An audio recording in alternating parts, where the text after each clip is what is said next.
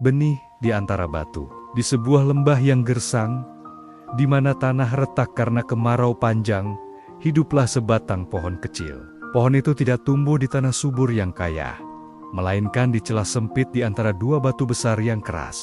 Setiap hari, matahari membakar tanpa ampun, dan angin kering menerbangkan debu. Pohon-pohon lain yang lebih besar dan kuat di kejauhan seringkali mencibir. Bagaimana mungkin kau bertahan? Tidak ada air, tidak ada nutrisi yang cukup. Kau hanya akan layu dan mati. Memang, hari-hari pertama adalah perjuangan yang tak terperi. Akarnya harus bekerja 2 kali lipat lebih keras untuk menembus celah batu, mencari tetesan embun yang samar di pagi hari. Daunnya sering layu, batangnya kurus kering. Namun, setiap kali angin kencang berhembus, ia tidak menyerah. Setiap kali matahari menyengat, ia mencari kekuatan dari dalam. Pohon kecil itu tahu, menyerah bukanlah pilihan. Ada tujuan yang lebih besar dari sekadar bertahan hidup. Ia ingin membuktikan bahwa bahkan di tempat paling mustahil pun, harapan bisa tumbuh. Musim demi musim berlalu.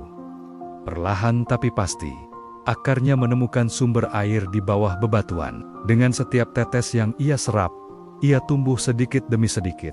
Daunnya mulai menghijau, batangnya semakin kokoh.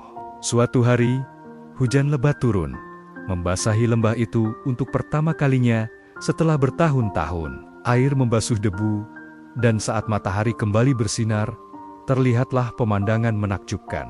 Di antara dua batu besar yang dulu tampak seperti penjara, kini berdiri tegak sebatang pohon yang rindang, dengan bunga-bunga kecil bermekaran di cabangnya. Pohon-pohon lain terdiam, tak percaya. Mereka melihat bagaimana ketekunan dan keyakinan seekor benih kecil telah mengubah nasibnya. Ia tidak hanya bertahan, tapi juga bermekaran di tengah keterbatasan. Kisah ini mengajarkan bahwa bahkan ketika rintangan terasa seperti batu besar yang tak tergoyahkan, dengan ketekunan, keyakinan, dan sedikit harapan, kita bisa menemukan cara untuk tidak hanya bertahan, tetapi juga berkembang dan mencapai potensi penuh kita.